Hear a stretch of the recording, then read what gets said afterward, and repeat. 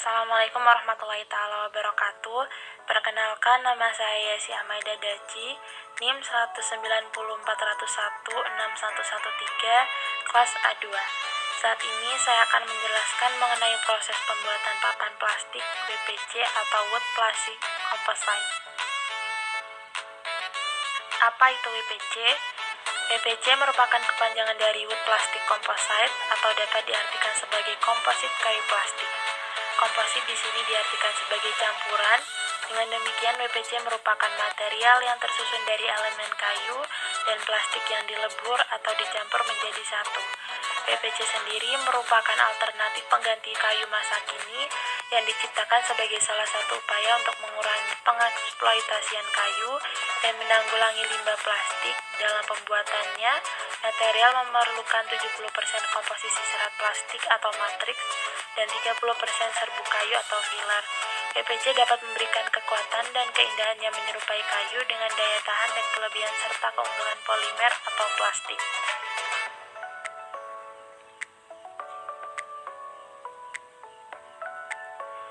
Bahan baku WPC. Bahan baku utama WPC yakni bubur kayu atau filler dan berbagai termoplastik diantaranya PE, PP, PVC, PLA, dan bisa menggunakan plastik bekas terlebih untuk botol plastik bekas. Keunggulan dan kekurangan WPC. Keunggulan yakni kualitas. Kualitas yang dimiliki WPC sangat baik karena terdapat tambahan daripada polimer dan plastik. Kemudian kemudahan pengelolaan WPC dapat dibentuk sedemikian rupa sesuai dengan kebutuhan kita. Dapat di finishing, dan keunggulan lainnya yakni sebagai bahan pengganti daripada kayu solid. Sedangkan untuk kekurangan daripada WPC yakni tidak sekokoh atau sekaku kayu solid, dapat sedikit berubah bentuk di udara yang sangat panas atau suhu ekstrim.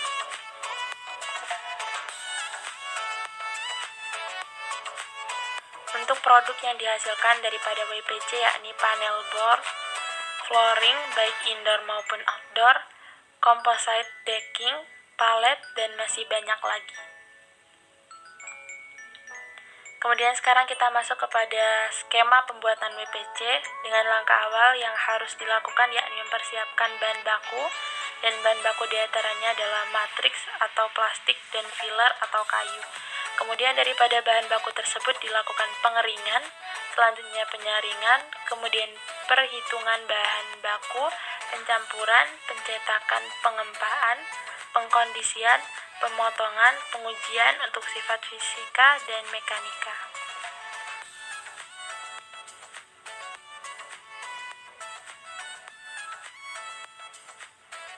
Untuk langkah awal yang dapat dilakukan sesuai pada skema yakni persiapan bahan baku, dan bahan baku yang disiapkan adalah filler atau bubur kayu dan bahan pengisi atau matriks. Untuk matriks sendiri digunakan dua jenis termoplastik yaitu PE dan PP.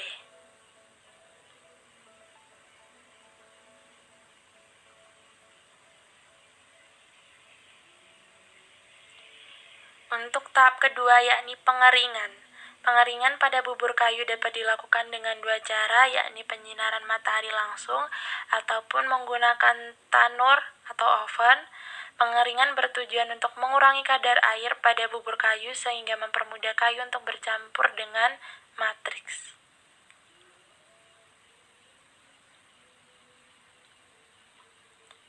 Tahap ketiga yakni penyaringan bubur kayu.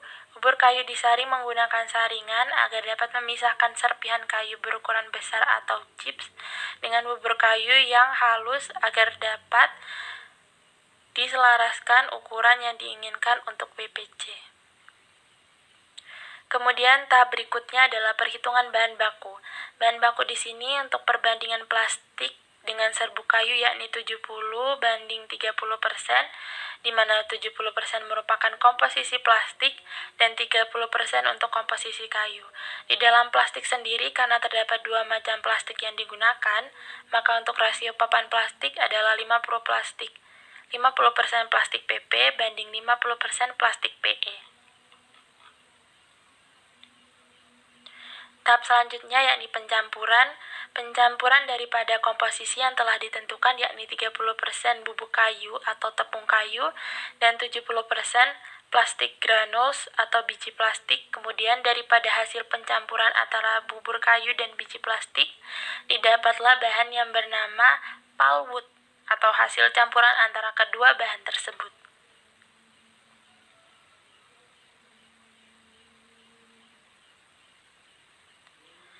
Kemudian pulpwood yang dihasilkan daripada pencampuran kedua bahan tadi selanjutnya dicetak pada cetakan berbentuk persegi 4 dengan kemudian dilakukan perapihan menggunakan besi pada sisi-sisi terluar pulpwood. Dalam tahap ini sekaligus dilakukan pengempresan atau pengempaan dingin agar tidak berbentuk pencar atau bisa menjadi padat.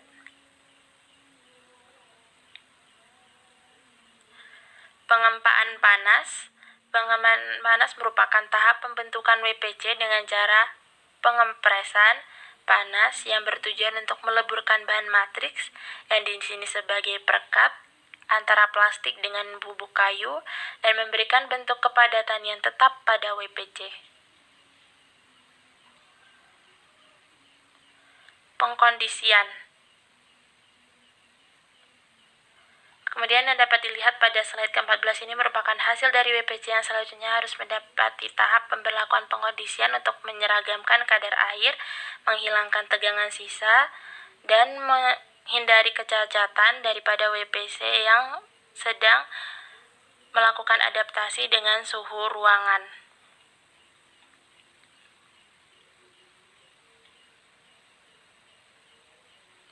Pemotongan. Pemotongan merupakan tahapan yang dilakukan untuk memotong contoh uji dengan sesuai ukuran yang diinginkan dalam pengujian yang kemudian akan dilakukan pada tahap selanjutnya. Tahap pengujian. Pengujian kualitas papan komposit dilakukan untuk melihat sifat fisis dan mekanis daripada papan komposit. Pengujian yang dilakukan yaitu menghitung kerapatan daya serap air, pengembangan tebal, dan keteguhan internal atau ISP.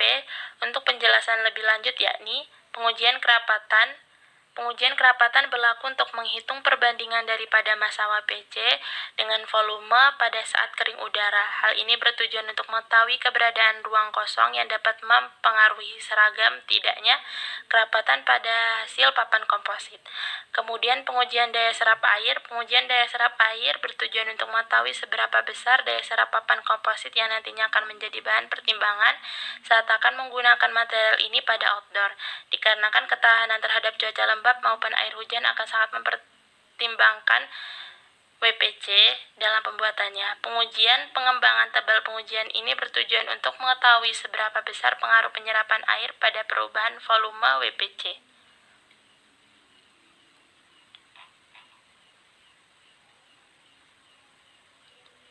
Pengujian MOE. Pengujian ini dilakukan untuk mengetahui keteguhan WPC sampai pada maksimum kapasitas beban yang mampu ditahan oleh papan komposit. Hal ini dapat diketahui pada frekuensi beban yang dapat disebabkan oleh diketahuinya kapan papan patah. Pengujian MOR. Pengujian ini dilakukan untuk mengetahui tingkat kelenturan papan, di mana dalam proses pengujiannya dilakukan percobaan keteguhan lentur, yang kemudian hasilnya dapat diperoleh dari kemampuan WPC kembali pada bentuk semula. Terakhir, pengujian ISP dilakukan untuk mengetahui keteguhan tarik tegak lurus permukaan secara internal. Profil pengujian.